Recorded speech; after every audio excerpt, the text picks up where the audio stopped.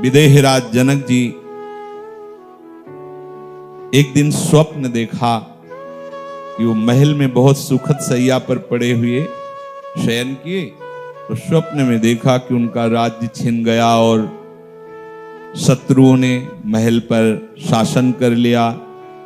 वो जंगल में भटकते रहे। बहुत दिनों के बाद ऐसी भूख सी व्याकुलता प्रकट हो रही थी तो उन्हें थोड़े से चावल और दाल मिली।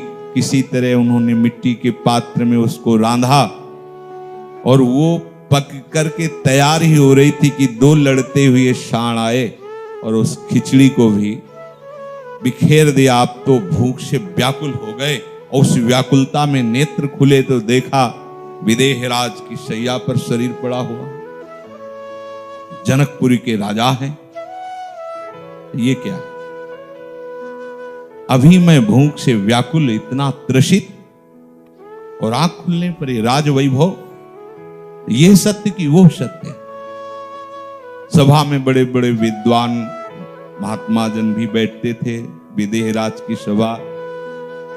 प्रश्न जाके किया, ये सत्य कि वो सत्य। अब उसको कोई व्याख्या हो तो उसमें विचार, ये सत्य कि वो सत्य। कोई उत्तर सही नहीं दे पाया। अभी बाल्यावस्था से किशोर अवस्था में प्रवेश कर रहे थे अष्टावक्र जी, परम ज्ञानी। गर्भ में ही इनके अंदर इतना ज्ञान था कि अपने पिता को उपदेश कर दिया। कहोड ऋषि इनके पिता थे, बड़े ही वेदज्ञ। तो वेद की ऋचा का गान कर रहे थे, जरा सी चूक हो गई तो आवाज आई कि इस ऋचा को सुधारो, और स्वयं उच्चारण करके बताया।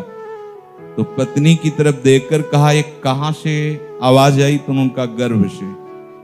बोले इतना टेढ़ा है कि गर्भ से ही हमें उपदेश कर रहा है। जा अष्टवक्र हो जा। पहले यहां नाक में रहता था क्योंकि तप के धनी होते थे, तो ये पैदा ही हुए 8 जगह से टेढ़े। उन प्रश्न का उत्तर देने वाले ऋषियों में कहोड ऋषि भी थे। जो कोई प्रश्न का उत्तर ना देता उससे सारी व्यवस्था दी जाती थी, पर आप महल से बाहर नहीं जा सकते। ये जनक जी की प्रार्थना थी। तो एक तरह से नजर कैद। तो अष्टावक्र जी ने मां से पूछा कि हमारे साथ क्रीड़ा करने वाले ब्रह्म ऋषि बालक कहते हैं कि तू इतना ही प्रवीण है तो अपने पिता को क्यों नहीं मुक्त करा लेता? तो मेरे पिता को किसने बंदी बना रखा है? तो उनका बंदी नहीं, पूर्ण उनकी सेवा होती, पर वो महल में ही रहेंगे जब तक उत्तर नहीं मिलेगा। क्या उत्तर? मैं देता हूं जाके। उनका नहीं, पति का वियोग तो किसी भी तरह सह रही हूं, लेकिन आपके जाने से शायद मैं सह ना पाऊं, क्योंकि तुम ही एक हमारे ऐसे पुत्र हो। उनका आप निश्चिंत रहिए।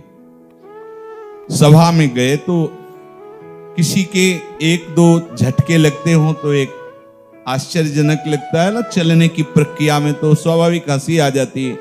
8 जगह से टेढ़े थे तो चलना कैसा होगा? जब ये सभा में प्रवेश किए तो लगभग सबने हंस दिया। तो इन्होंने कहा, मैंने तो सुना था विदेहराज जनक की सभा ज्ञानियों की होती, यहां तो सब अज्ञानी ही नजर आ रहे हैं, जो चमड़े की पहचान और हड्डी की पहचान करने वाले हैं।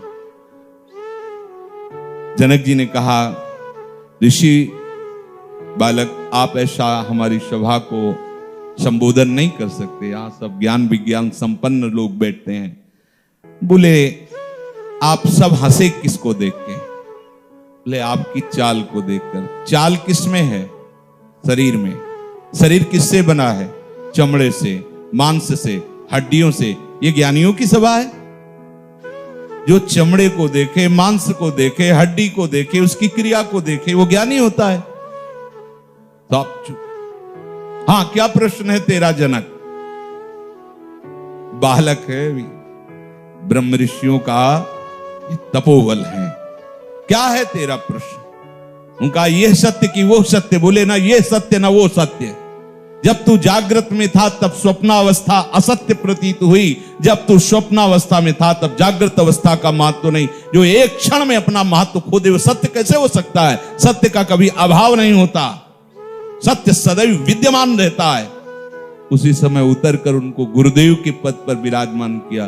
विदेहराज जनक जी के गुरु अष्टावक्र जी हैं।